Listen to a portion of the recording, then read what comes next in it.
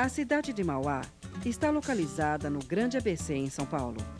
E assim como as demais cidades da região, possui uma intensa atividade industrial. Para entender esta vocação, é preciso voltar no tempo. A história da região pode ser dividida em antes e depois da construção da Estrada de Ferro Santos Jundiaí, em 1867. A divisão era feita por rios, né? Os afluentes do Tamanduateí. Então havia 3 grandes fazendas. A Fazenda Bocaina, cuja sede é essa onde nós estamos, a Fazenda Capitão João e a Fazenda do Oratório. Naquela época, Mauá e a região era, na verdade, uma via de passagem que ligava o Porto de Santos, maior porto importador e exportador da então província de São Paulo, com a cidade de São Paulo. Então aqui, na verdade, era um caminho percorrido pelas tropas. Esta várzea do Tamanduateí permaneceu pacata e com poucos habitantes até a concretização das obras ferroviárias. A Estação Pilar, atual Mauá, foi inaugurada em 1º de abril de 1883. A cidade cresceu em torno dela. A estratégica localização da ferrovia começou a desenhar o futuro e o progresso. Paralela à importância e à localização da estrada de ferro, o rio Tamanduateí, que tem sua nascente em Mauá, também contribuiu para o surgimento de novas atividades econômicas, como a extração de madeira, pedreiras e olarias. Desde a década de 50, né, quando Mauá tornou-se a capital nacional da porcelana, e anterior a isso, deve-se ao fato de, nas terras de Mauá, poder se extrair o caulim e a argila. Junto com a água, você forma o tripé importante para a produção da porcelana. O que o homem retirou e o que o homem depositou no rio? Então, para a gente ter uma ideia, foi retirado do rio areia para se construir casas ao longo do Tamanduateí, além da água e dos peixes, né? E o que o homem devolveu para o rio? Né? Todo tipo de dejetos orgânicos, químicos. Eu acho que essa aqui é uma principal questão de como tratar o rio, né? Existem 2 versões que falam sobre o significado do nome Tamanduateí. Uma delas diz que Tamanduateí seria o rio dos tamanduás. A outra, que significaria rio de muitas voltas. Polêmicas à parte, o rio nasce no Parque Ecológico de Santa Luzia, em Mauá, limpo, e deságua no rio Tietê, em São Paulo, totalmente deteriorado. Em toda a sua extensão de 34 quilômetros, o rio hoje se tornou um canal de esgoto a céu aberto. O rio Tamanduateí é um dos afluentes mais importantes, se não o mais importante, da margem esquerda do Tietê. E ele, por algumas dezenas de quilômetros, ele atravessa, a partir das suas cabeceiras na região de Mauá, ele atravessa a região de Santo André, vem até as proximidades do centro de São Paulo, passando por São Caetano, passando pela Moca, Pari e chega ao Tietê. Na medida que as indústrias se instalaram ao longo da estrada de ferro, né, até Mauá, e fizeram uma organização assim muito anômala, as populações que vieram para trabalhar nas fábricas e que não conseguiram emprego, ou as famílias que cresceram em função dos primeiros operários, etc., elas não tiveram outra chance a não ser ocupar os espaços os espaços vagos mais periféricos da cidade, que no caso era composto de pequenos vales de cabeceira do Tamanduateí, muito encaixados e com vertentes arredondadas muito íngremes. As nascentes do rio Tamanduateí têm um significado mítico e simbólico para muitos moradores da cidade. Quando colocaram a santa lá, que aquilo era uma devoção dos canteiros, né? De quem cortava pedra, né? Que era a protetora das vistas. E o pessoal vinha lá até de Santo André, fazer piquenique, de Mauá, chegavam para pegar água, para lavar as vistas. Ficamos sabendo que muitas pessoas receberam graças com essa água. Pouco se falava disso, mas houve esse caso. Eu fui principalmente com minha família e já naquela ocasião eu tinha formado um grupo da Fanfarra Mirim em Mauá. Nós levamos para lá os meninos para tocar alegria, para ver a gruta. E a impressão foi fantástica, principalmente da natureza lá. Que coisa linda. Você via descer lá embaixo na gruta, naquela escuridão, mal se via aquela água, mas aquela água chamava a atenção, aquela pureza, aquele ruído de uma água caindo, que faz parte da vida da gente, né?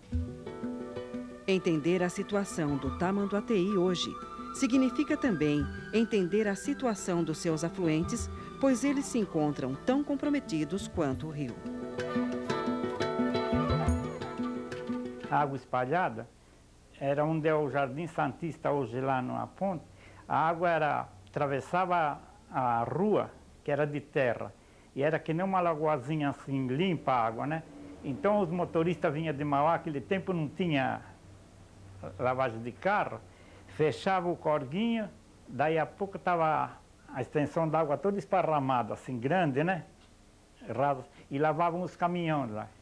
A água espalhada, eu diria que é mais famoso na época, até os anos 50, mais famoso que a própria Gruta de Santa Luzia, como ponto de referência de local. A rede hidrográfica do município é composta pela subbacia do córrego Guaió e pela subbacia do rio Tamanduateí. Na saída do Parque de Santa Luzia, o rio começa a sua jornada e, ainda limpo, recebe a primeira carga de poluição. Você imagina uma cidade que ela cresce lentamente, né? E com as pessoas conhecendo tudo, sabendo da importância do rio, vivendo com o rio, tá. De repente tem um crescimento vertiginoso com gente de fora, tá? Gente de fora que não tem esse vínculo, porque o rio deles era outro, entendeu? Aqui eles já chegam sentindo outras necessidades, como a necessidade de transporte, necessidade de emprego e outras coisas mais. Então, eles não estão muito chegados a essas questões mais emocionais mesmo, entendeu? Da ligação do rio com a população. Muitos imigrantes italianos que já conheciam o trabalho nas pedreiras vieram para Mauá.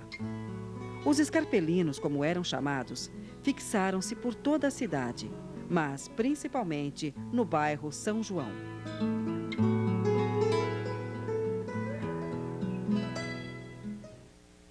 O fundo do nosso quintal já era o Tanque da Paulista. Tanque da Paulista, um capítulo à parte na história do rio Tamanduateí, em Mauá.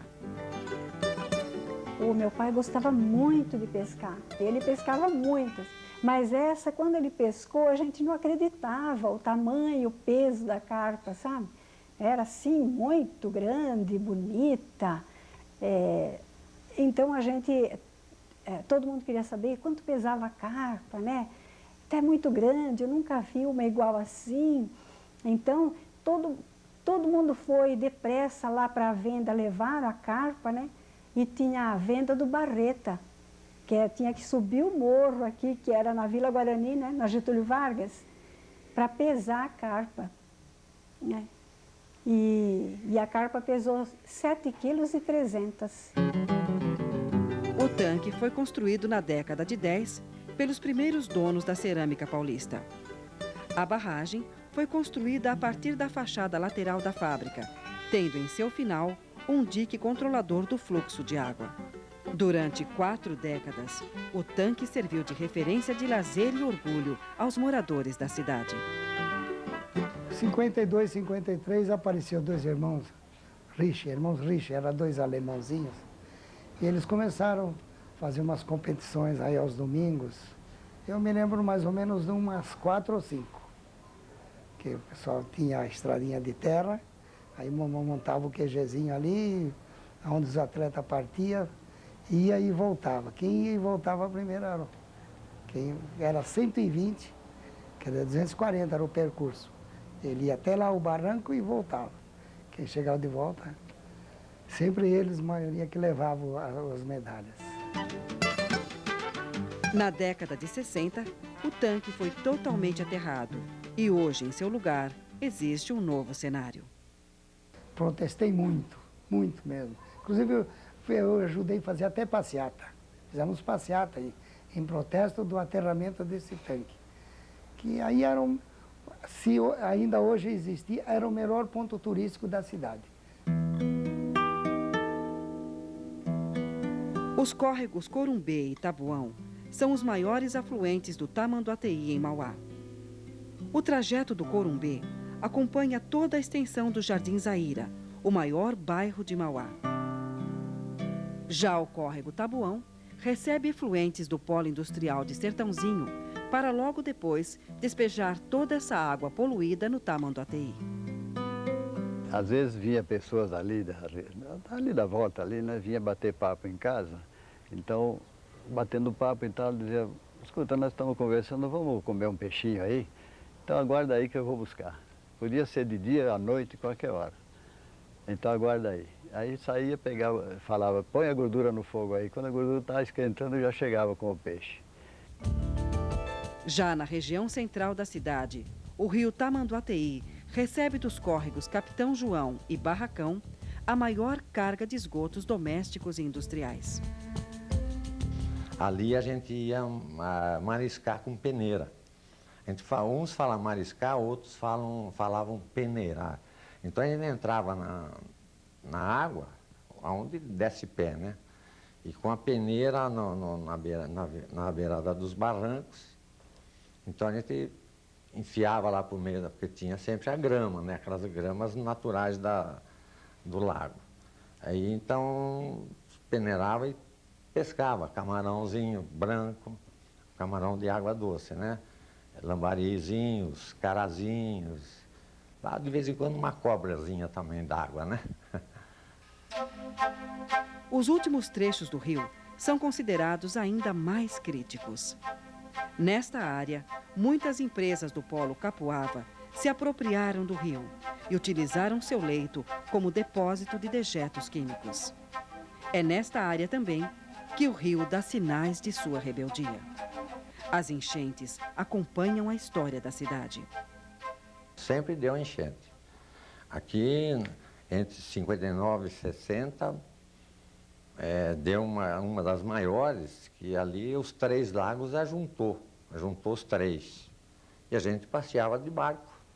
Eu vinha às 5 da manhã de casa com a criança doente, muito mal, uma filha minha, para levar no trem para São Paulo.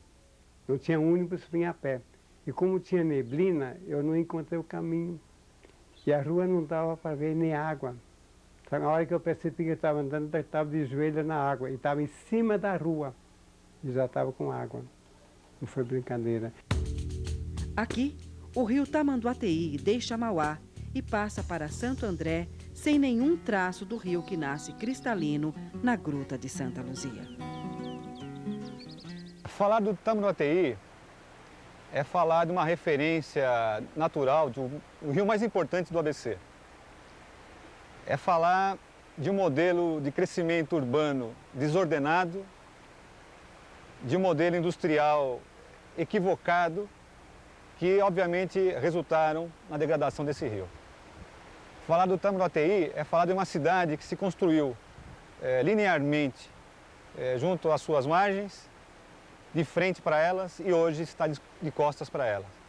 Eu acho que falar do rio é falar das áreas urbanas metropolitanas, é falar que os rios se tornaram coletores de esgoto e os rios se tornaram uma referência negativa para o cidadão. Apesar do estado crítico em que se encontra o Tamanduateí, alguns movimentos da sociedade civil e do poder público já apontam para uma mudança no pensamento com relação ao rio. Muitos acreditam que ele pode ser recuperado. É um rio importante e é um rio que ele pode ter futuro. Porque passado ele teve, por vários séculos, ele foi um rio limpo.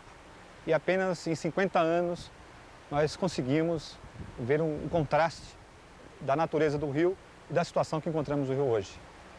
Nesse sentido, é importante criarmos um pacto muito forte com a sociedade, todos os segmentos, porque o rio é da sociedade, o rio é nosso, o rio é da região, o rio é do cidadão. Portanto, todos temos compromisso com esse rio. Não só esse rio, mas como todas as referências naturais que nós temos. Portanto, ele faz parte da nossa vida, ele faz parte da nossa qualidade de vida, ele é um patrimônio nosso natural.